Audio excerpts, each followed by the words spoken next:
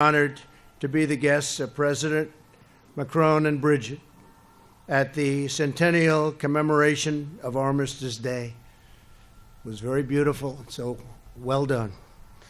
To all of the French military leaders and dignitaries in attendance with us now, thank you for joining us as we honor the American and French service members who shed their blood together in a horrible war, but a war known as the Great War. We are also joined by many distinguished American military leaders. Thank you to the Chairman of the Joint Chiefs of Staff, General Joseph Dunford. Thank you, Joe. Thank you. Army Chief of Staff, General Mark Milley. Thank you, Mark. Supreme Allied Commander, Europe, General Curtis Scarparotti. General, thank you. And Air Force Commander, Europe, General Todd Walters. Thank you. Thank you, General. Thank you as well to the members of Congress who have joined us: Ralph Abraham, Anthony Brown, John Carter, Paul Cook, Henry Cuellar, Richard Hudson, Bill Huizenga, Dutch Ruppersberger, John Rutherford, and Steve Stivers. Thank you all very much for being with us. Thank you very much. I know you wanted to be here very badly. We appreciate it. In the United States, Armistice Day is now enshrined as Veterans Day. We have a number of amazing veterans with us today, including 6 veterans of World War II. James Blaine. James, where's James? James, thank you. Thank you, James. Frank DeVita. Thank you, Frank. Thank you very much. You look so comfortable up there under shelter as we're getting drenched. You're very smart people. Pete Dupre. Pete, thank you very much. Gregory Melikian. Thank you, Gregory. Stephen Meldikoff. Thank you. Thank you, Stephen. And Jay Trimmer. Thank you. Thank you, Jay. Thank you. You look like you're in really good shape, all of you. I hope I look like that someday. You look great. America is forever in debt, and we are forever in your debt. We really appreciate you being here. We're also joined by another very special guest, a 13-year-old boy from the United States named Matthew Haskey. Matthew is in the 8th grade, and he worked and saved all of his money for 2 years to make this trip to France. He wanted to be here in person to honor the American heroes of World War I. Matthew, thank you. You make us very proud. Where is Matthew? Matthew. Thank you very much. You're way ahead of your time, Matthew. Thank you. On this day in the year 1918, church bells rang, families embraced, and celebrations, as you know, filled the streets like never before in towns throughout Europe and the United States. But victory had come at a terrible cost. Among the Allied forces, more than 1 million French soldiers and 116,000 American service members had been killed by the war's end. Millions more were wounded. Countless would come home bearing the lasting scars of trench warfare and the grisly horrors of chemical weapons. During the final battle of the war, over 26,000 Americans lost their lives, and more than 95,000 were wounded.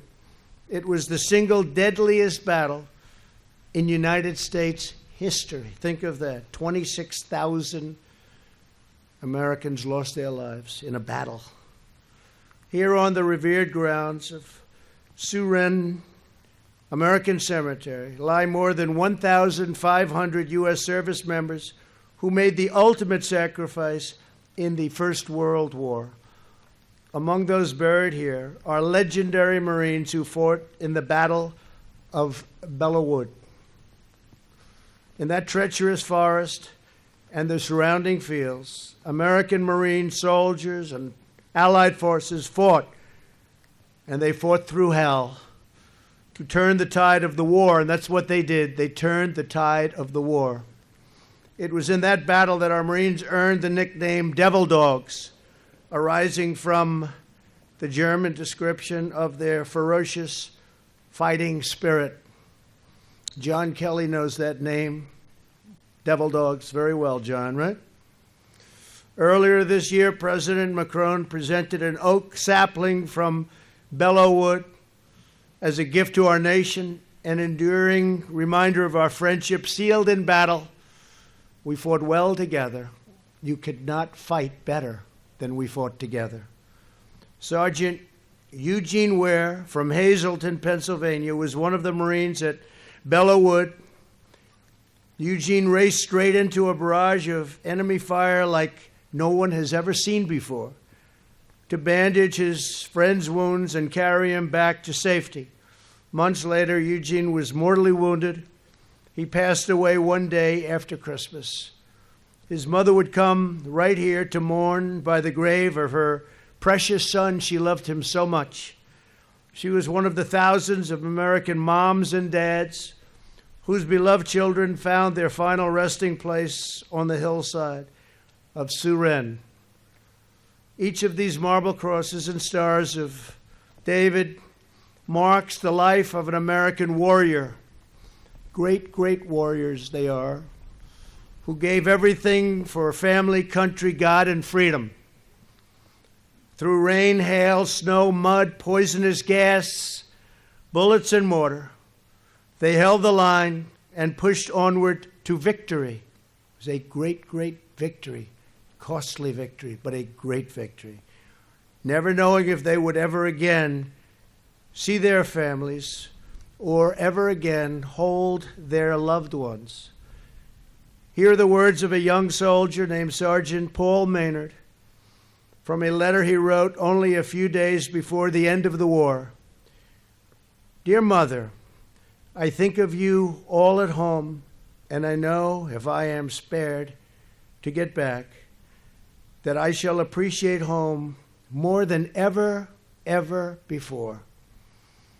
It will seem like heaven to me to be once more where there is peace and only peace. On November 11th, 1918, Paul died in the final hours of battle, just before the end. No, sadly, he did not make it. He was among the countless young men who never returned home, but through their sacrifice, they ascended to peace in heaven. Rest in peace, Paul. The American and French patriots of World War I embody the timeless virtues of our two republics: honor and courage, strength and valor, love and loyalty, grace and glory.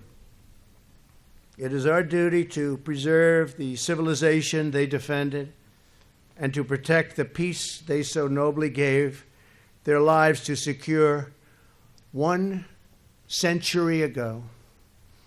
It is now my great honor to present Major General William Matz with an American flag as a symbol of our nation's gratitude to the American battle monuments.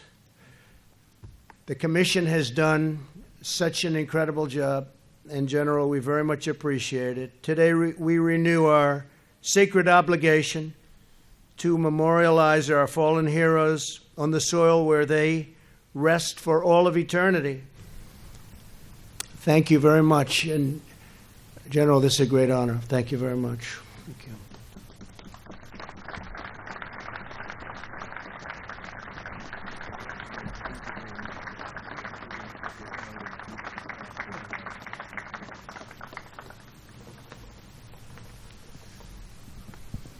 Thank you all. God bless you. This has been a wonderful 2 days we spent in France, and this is certainly the highlight of the trip. Thank you very much. Appreciate it.